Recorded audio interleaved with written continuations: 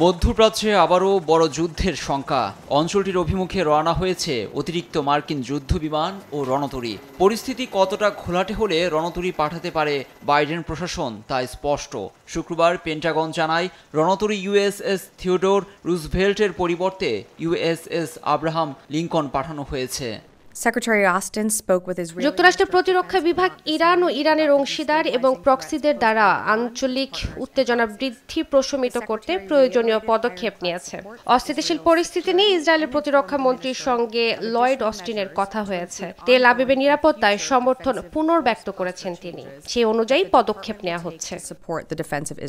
মধ্যপ্রাচ্যে অতিরিক্ত ব্যালিস্টিক ক্ষেপণাস্ত্র, প্রতিরক্ষা সক্ষম ক্রুজার ডেস্ট্রয়ার এবং একটি নতুন ফাইটার স্কোয়াড্রন পাঠানোর কথা জানিয়েছেন মার্কিন প্রতিরক্ষা মন্ত্রী অস্টিন।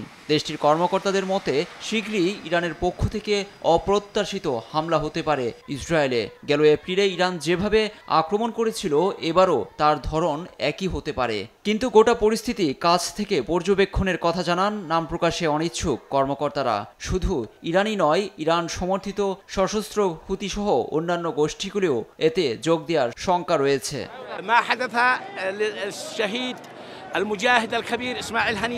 শহীদ হামাস নেতা ইসমাইল হানিয়া নিহত হলেও হাজারে নেতা রয়েছেন। নেতানিয়াহু যদি মনে করেন হামাস শেষ, এটি তার ভুল ধারণা। যারা আছেন তারাই নেতৃত্ব দেবে, যতক্ষণ না পর্যন্ত ইসরায়েল ধ্বংস না হয়। হামাস নেতা ইসমাইল হানিয়া এবং হিজবুল্লাহর এক কমান্ডারকে হত্যায় চরম অশান্ত অঞ্চলটি।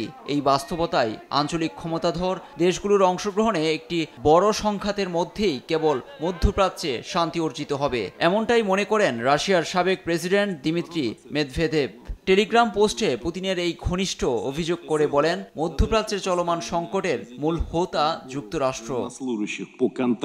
লুৎফর কবির, নিউজ ডেস্ক, দেশ টিভি।